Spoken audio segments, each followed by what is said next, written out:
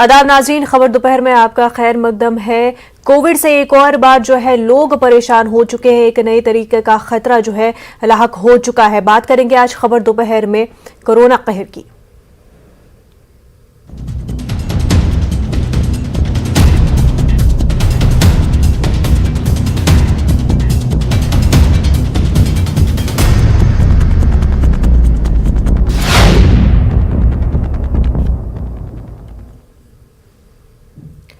Corona रूप बदल रहा है और दुनिया को तशवीश में मुब्तला कर रहा है।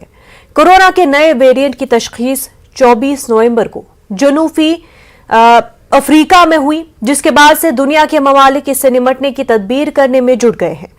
अब तक जनूबी अफ्रीका, जिम्बाब्वे, हांगकांग, इसराइल और कई मुल्कों समेत 13 ममालिक में कोरोना के नए वेरिएंट के मामले सामने आ चुके हैं। आलमी सेहत इदारे WHO ने मुतनब्बे किया है कि ओमिक्रॉन के फैलाव के संगीन नताइज हो सकते हैं। इदारे के मुताबिक अब तक नई किस्म से किसी जानी नुकसान की खबर नहीं है, लेकिन अगर इस नई किस्म ने कोरोना की एक नई लहर को जन्म दिया तो उसके नताइज शदीद होने के आसार है, खुसूसन दुनिया के चंद इलाकों में जहां टीकाकारी कम है। इब्तदाई जानकारी के मुताबिक नई किस्म में गैर मामूली तब्दीलियां देखी गई है, लेकिन साथ ही साथ कहा गया है कि अभी तक उसके असरात गैर वाज़े हैं और आने वाले हफ्तों में मजीद डेटा की मदद ली जा सकती है।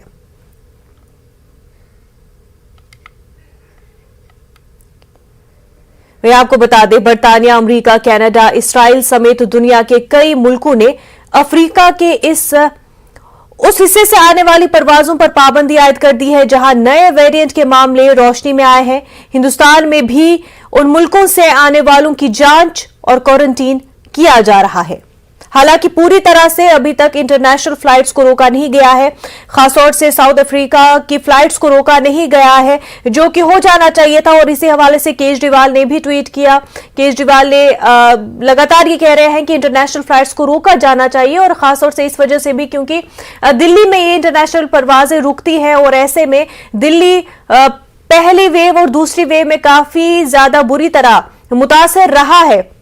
ऐसे में अगर इस वक्त ही फ्लाइट्स को नहीं रोका गया, इंटरनेशनल फ्लाइट्स को नहीं रोका गया, तो आने वाले वक्त में पूरे मुल्क के लिए और खासतौर से दिल्ली के लिए काफी ज्यादा मुश्किलें हो सकती है। तो इस वजह से केजरीवाल भी लगातार जो है मरकजी सरकार को ये याद दिला रहे हैं कि इंटरनेशनल फ्लाइट्स को देरी से नहीं रोकना चाहिए, जिस तरह से पहले वेव में हुआ था। हमारे नुमाइंदे वसीम इस वक्त हमारे साथ जुड़ चुके। वसीम ये बताया कि मुंबई में भी, महाराष्ट्र में भी मीटिंग हुई ओमिक्रॉन के हवाले से। अभी तक की अगर हम बात करें, क्या कुछ इकदाम किए जा रहे हैं जो अभी तक गाइडलाइंस थी, क्या उससे हटकर अब कुछ सरकार कर रही है?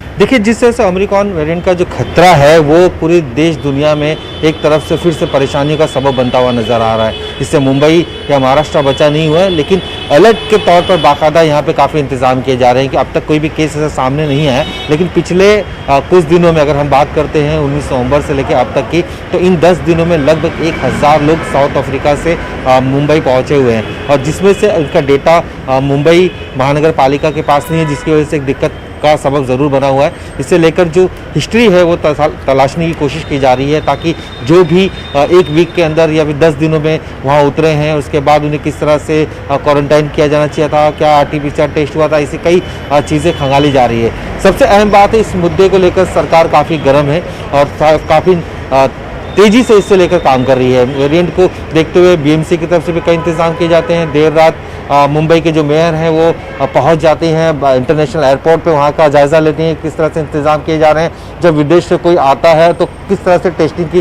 पूरी प्रोसेस है। और जहां तक है महाराष्ट्र सरकार की बात करें तो कैबिनेट में इस पूरे मुद्दे को लेकर चर्चा की गई थी, और उसे लेकर बाकायदा इस पर कई तरह के निर्णय लेने की बात CM और उनके जो मंत्रीगण हैं उन्होंने इस बात को दोहराया भी है क्योंकि इस पर कहीं ना कहीं अंकुश लगाने की जरूरत है।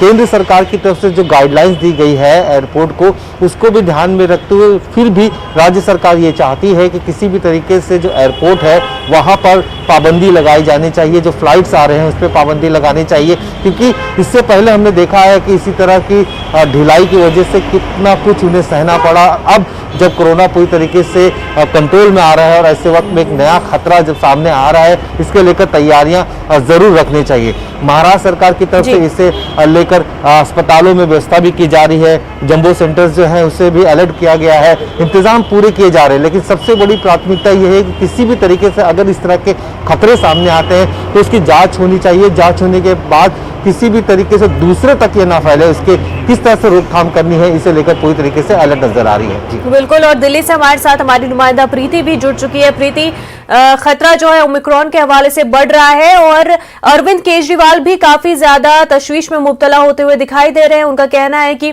इंटरनेशनल फ्लाइट्स को रोका जाए और अभी मौका है, अगर इस वक्त ही रोका जाएगा तो आने वाले अगर ये केसेस बढ़ सकते हैं तो उनको रोका जा सकता है।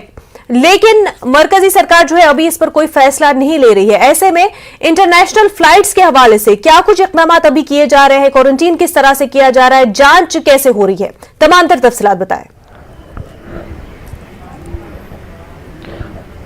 बिल्कुल, मैं बता दूं कि जिस तरीके से ये जो नया वेरिएंट है उसको लेकर लोगों में काफी ज्यादा दहशत है। सरकार अलर्ट मोड पे है और आज ही स्वास्थ्य मंत्रालय ने जो स्वास्थ्य सचिव है उन्होंने सभी राज्यों के स्वास्थ्य सचिवों के साथ में बैठक की है और बैठक के साथ में आगे की रणनीति तैयार की गई है कि किस तरीके से इस नए वेरिएंट को लेकर तैयारियां करनी है। और साफ तौर पे ये कहा गया है कि जो यात्री जो बाहर से आ रहे हैं उनको 14 दिन का जो क्वारंटाइन का जो पीरियड है वो मस्ट कर दिया गया है।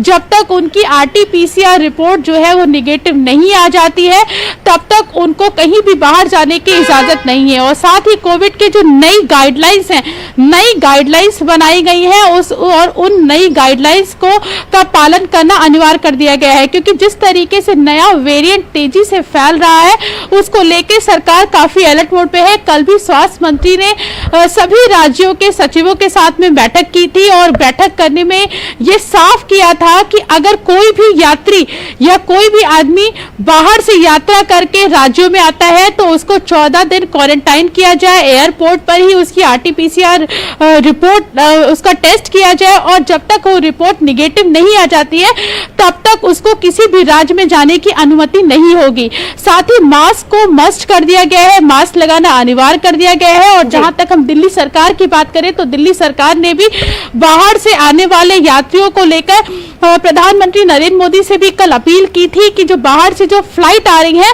उन पर रोक लगा दी जाए। हालांकि इस पर अभी कोई फैसला नहीं किया गया है, लेकिन अरविंद केजरीवाल ने साफ तौर पर आज भी अस्पतालों की भी समीक्षा बैठक की। जो दिल्ली के जो अस्पताल है वहां जाकर वहां पे समीक्षा बैठक की है कि किस तरीके से तैयारी है अगर ये कोरोना की जो तीसरी जो लहर आती है अगर ये फैलती है तो अस्पताल किस तरीके से तैयार है उसको लेकर भी दिल्ली के मुख्यमंत्री ने बैठक की है। और साथ ही केंद्रीय मंत्री की अगर मैं बात करूं तो केंद्रीय मंत्री भी इसको लेके काफी सख्त नजर आ रहे हैं। आज भी उन्होंने सचिवों के साथ, हेल्थ सचिवों के साथ बैठक की है, कल उन्होंने सभी राज्यों के साथ बैठक की थी। तो हम कुल मिला के ये कह सकते हैं कि सरकार अलर्ट मोड पे आ गई है कि पिछली बार जो गलतियां हुई थी कोविड में इस बार वो गलतियां न दोहराई जाएं, जिससे कि लोगों को सही समय पे सही इलाज उपलब्ध करवाया जा सके। जी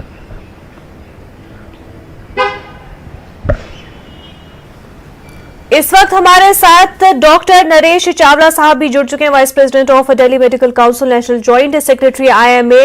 खैर मकदम है आपका डॉक्टर नरेश चावला, न्यूज 18 उर्दू में। ये बताएं कि ओमिक्रॉन के हवाले से पूरी दुनिया ही अभी जो है काफी ज्यादा स्ट्रेस में नजर आ रही है कि क्या ये वही थर्ड वेव है जिसको लेकर के प्रेडिक्शंस हो रही थी। हालांकि डेल्टा वेरिएंट के हवाले से भी यही कहा जा रहा था, पर क्या जिस तरह की तशवीश, जिस तरह की फिक्र ओमिक्रॉन के हवाले से जताई जा रही है, क्या वाकई हमें उतना स्ट्रेस इस हवाले से लेना चाहिए? क्या वाकई उतनी कंसर्न की बात है?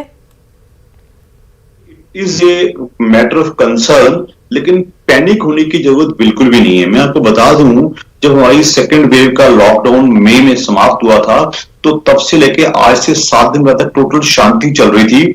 लेकिन हम जो मेडिकल फ्रंट्री हिंदुस्तान की है और इंडियन मेडिकल एसोसिएशन के मेंबर्स हैं, हम सब जानते थे कि ये कोरोना शांत नहीं बैठेगा, ये हाइबरनेशन में है, ये अपने आप को म्यूटेट कहीं ना कहीं कर रहा होगा। तो वही हुआ है कि इसकी मैं आपको बता दूं मैडम कि जो इसकी म्यूटेशंस चलती रहती है, ये बहुत ज्यादा म्यूटेट करता है। कुछ म्यूटेशंस बिल्कुल खतरनाक नहीं होती, कुछ बहुत ज्यादा खतरनाक होती हैं।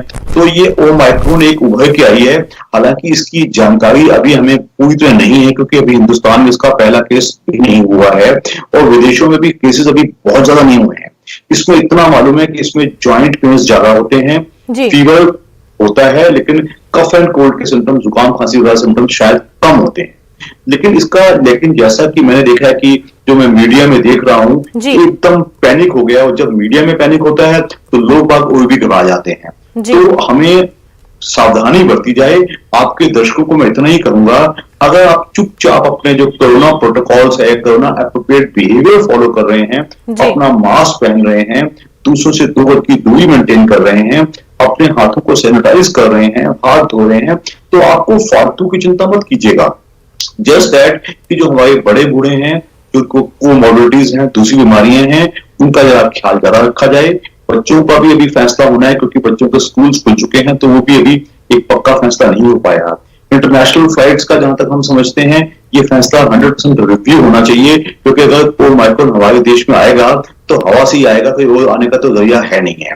तो भाई इसलिए हम इतना ही करेंगे कि थोड़ा सा कुछ फैसले किए जाएं और एहतियात ज्यादा बरती जाए, लोग बात पैनिक ना हो जाए। हमारे देश में दिक्कत क्या है, लोग बात या तो बिल्कुल एकदम ही पैनिक में आ जाते हैं या परवाह नहीं करते, दोनों रवैये गलत हैं। एक बैलेंस्ड फैसला करके लोग बात अपने प्रिकॉशंस लें, और ऐसे डरे नहीं कि तीसरी वेव आ गई या आने को खड़ी है, ऐसा कुछ भी नहीं है। शायद ये कुछ भी ना हो। मैं आपको बता दूं कि जैसे कि 1910 में स्पेनिश फ्लू हुआ था, तो ये थर्ड वेव छुटपुट आ सकती है, लेकिन जहां तक हम समझते हैं थर्ड वेव उतनी खतरनाक नहीं होगी जितनी की सेकंड वेव थी। लेकिन इसका मतलब ये कतई नहीं कि हम लापरवाह हो जाएं, हमें सिर्फ सावधानी बरती जाए एंड नो पैनिकीनेस। वही डॉक्टर नरेश साहब, जिस तरह से WHO का भी कहना है कि तेजी से फैलता है ओमाइक्रॉन, लेकिन अस्पताल में भर्ती करने की जरूरत नहीं पड़ रही है और किसी जान जाने का भी अभी तक कोई रिपोर्ट नहीं आई है, तो ऐसे में ये माने कि सिवियरिटी इस वेरिएंट की ज्यादा नहीं है और माइल्ड ही है ये वेरिएंट भी। इसका इन्फेक्टिवनेस ज्यादा है। इन्फेक्टिवनेस होता है कि एक से दूसरे में जल्दी में फैलता है। लेकिन अभी तक जो खबर है, जो साउथ अफ्रीका मेडिकल एसोसिएशन ने अपना बयान जारी किया है, उसके तहत ये स्पष्ट है कि ये इतनी सीवियर डिसीज नहीं है। हालांकि ये सब जो हम बोल रहे हैं, ये अभी पूरे तथ्य नहीं है। अभी हमारे पास ना डेटा आया है, ना कोई पिक्चर आई है। तो अभी तक की जो खबर है, इन्फेक्शन यस फैलेगा ज्यादा, लेकिन सीवियर डिसीज जैसी कि हमने सेकंड वेव में देखी थी, अभी तक की जो जानकारी है उसके तहत इतनी सीवियर डिसीज नहीं होनी चाहिए। वही ये भी कहा जा रहा है कि जो अभी तक की इंफॉर्मेशन मिल पाई है कि ऑक्सीजन लेवल जो है कम नहीं हो रहा है इस वेरिएंट के जरिए, जो कि पहले हमारे पास बहुत बड़ा कंसर्न था, चाहे डेल्टा की बात करें या फिर पहले वेव के दौरान हम बात करें, तो ऑक्सीजन लेवल कम होना सर बहुत ही ज्यादा तशवीशनाक था। अब क्योंकि ये माना जा रहा है कि इस वेरिएंट में ऑक्सीजन लेवल्स कम नहीं हो रहे, तो ये एक राहत की बात है। अभी तक जैसे कि मैंने कहा कि ये जानकारी कोई बिल्कुल पक्की नहीं है, अभी तो जो हमारे पास इंफॉर्मेशन है वही दे पाएंगे। लेकिन अभी तक की जो इंफॉर्मेशन है कि इन्फेक्शन ज्यादा है, लेकिन डिसीज उतनी सीवियर नहीं है जितना कि हमने डेल्टा की वायरस की देखी थी सेकंड वेव में। तो तभी हमने लोगों को कहा है कि लोग बाग, मैंने देखा ना पिछले 5-7 दिन से, 4-5 दिन से, जब से ये खबर आई है ओमाइक्रॉन की, पूरी मीडिया में, प्रिंट मीडिया में, विजुअल मीडिया में, सब में एक तहलका समझ गया है और लोग बाग हमसे जानकारी मांग रहे हैं। तो हमारी जानकारी लोगों को सिर्फ इतनी ही है कि आप अपनी प्रिकॉशंस लीजिएगा। जो रिलीजियस गैदरिंग हो रही है, जो पॉलिटिकल गैदरिंग्स हो रही हैं, जो मॉल्स में, जो बाजारों में, होलसेल मार्केट्स में लोग बाग बिना मास्क के अपना ऐसे घूम रहे हैं जैसे कल होना हो, कुछ नहीं होगा। तो उनको मुझे इतना ही बताना होगा कि कोरोना अभी समाप्त नहीं हुआ है, अपने प्रिकॉशंस लीजिएगा। लेकिन एट द सेम टाइम जैसी एक पैनिकिंग सेकंड वेव में आ गई थी, लोगों ने ऑक्सीजन स्टॉक करना शुरू कर दिया था, एसेंशियल ड्रग्स स्टॉक करना शुरू कर दिया था, हॉस्पिटल बेड्स ब्लॉक करना शुरू कर दिया था, वो सब गलत है। अपनी प्रिकॉशंस लीजिए, उसी में ही हमें पूरी उम्मीद है कि हम ओमाइक्रॉन से काफी हद तक बच पाए।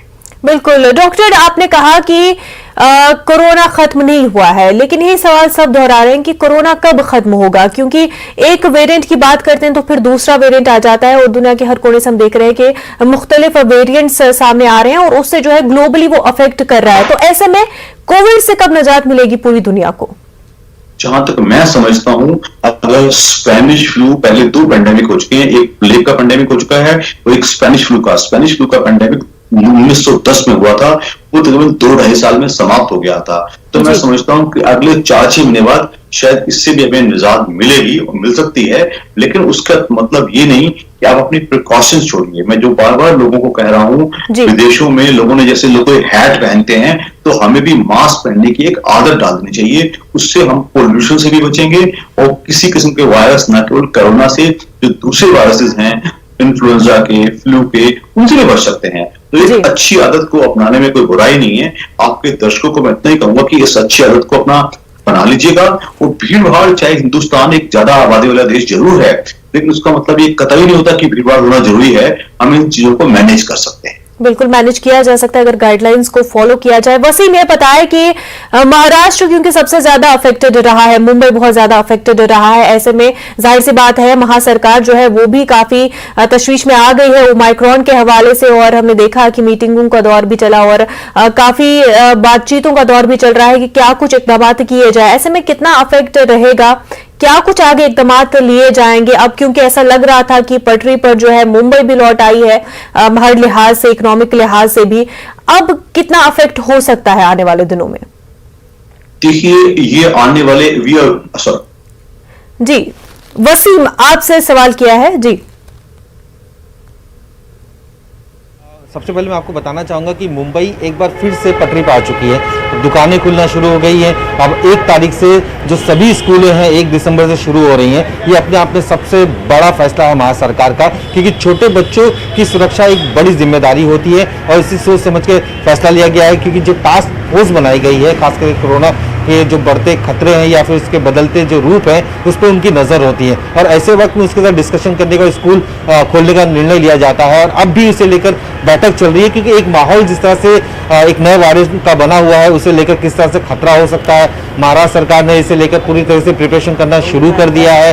कई अस्पताल हैं या फिर जंबो सेंटर्स हैं, उन्हें अलर्ट कर दिया गया है। लेकिन अब भी सबसे बड़ा फैसला और सबसे अहम डिसीजन महाराष्ट्र सरकार की तरफ से ये लिया गया है कि किसी भी तरीके से जो मुंबई में बाहर से फ्लाइट आती है, क्योंकि केंद्र सरकार ने जो सूची बनाई है उसके अंदर जो 12 देश है वो सबसे ज्यादा गंभीर मामले हैं। तो ऐसे वक्त में जब उनके पैसेंजर्स मुंबई में आते हैं, अब तक जो आंकड़े आ रहे हैं पिछले 10 दिनों में 1000 से ज्यादा पैसेंजर्स यहाँ आए हैं, तो रूल के हिसाब से जब वो यहाँ पहुंचते हैं तो पहुंचने के बाद उनका पहले आरटीपीसीआर टेस्ट किया जाता है। अगर आरटीपीसीआर टेस्ट में वो कोविड के सिम्टम्स नहीं भी मिलते हैं तो 7 डेज उन्हें बाकायदा क्वारंटाइन करना पड़ता है। क्वारंटाइन करने के बाद फिर से उनका आरटीपीसीआर टेस्ट किया जाएगा और उसके बाद उन्हें इजाजत दी जाएगी बाहर जाने की। लेकिन इस पूरे मामले की गंभीरता को देखते हुए राज्य सरकार ये चाहती है केंद्र सरकार पहले ही पाबंदी लगा दे, ताकि इस तरह के जो वायरस है वो यहां तक नहीं पहुंचे। क्योंकि अभी कुछ दिन पहले ही जिस तरह से पूरी जो दुनिया है वो चलना शुरू हुई है, महाराष्ट्र चलना शुरू हुआ है, लोग निकलना शुरू हुए, तो खतरा बना हुआ है। जहां तक लोगों में अलर्टनेस की बात है तो लोगों तक अलर्टनेस पहुंचाने की कोशिश की जा रही है, लगातार अपील की जा रही है। अब तो कार्रवाई भी शुरू हो गई, जो बिना मास्क के लोग घूम रहे हैं उन पर भी कार्रवाई करने की जो प्रयास था अक्सर वो होता था, उसमें तेजी कर दी गई है। मुंबई पुलिस की तरफ से भी कई इलाकों में इसी तरह से जो दुकानदार हैं उनको समझाया जा रहा है, नहीं होने के बाद उन पर फाइन मारा जा रहा है। क्योंकि आपको बचाने के लिए सबसे बड़ा हथियार अगर है तो वो है मास्क है, सैनिटाइजर है, हाथ धोना है और लोगों से दूरी बनाए रखना है। तो इससे सरकार की तरफ से पूरी अलर्टनेस रखी गई और आने वाली जो 2 दिन है उन 2 दिनों में बड़ी बैठकों का दौर है, उससे बड़े निर्णय लिए जा सकते हैं। इसे लेकर केंद्र सरकार से अपील भी की जा सकती है कि किस तरह से इस पे पाबंदी लगाई जा सके, ताकि किसी भी तरह से नए वायरस का खतरा मुंबई और महाराष्ट्र में ना आ सके। जी बिल्कुल। प्रीति ये बताएं कि जो कुछ भी प्रिकॉशंस लिए जा रहे हैं इंटरनेशनल फ्लाइट्स के हवाले से लिया जा रहा है, क्या डोमेस्टिक फ्लाइट्स के हवाले से भी कोई गाइडलाइन अपनाई गई है? और विद इन स्टेट ट्रेवल की अगर हम बात करें, क्या उस हवाले से भी कोई गाइडलाइन जो अभी फॉलो की जा रही हो?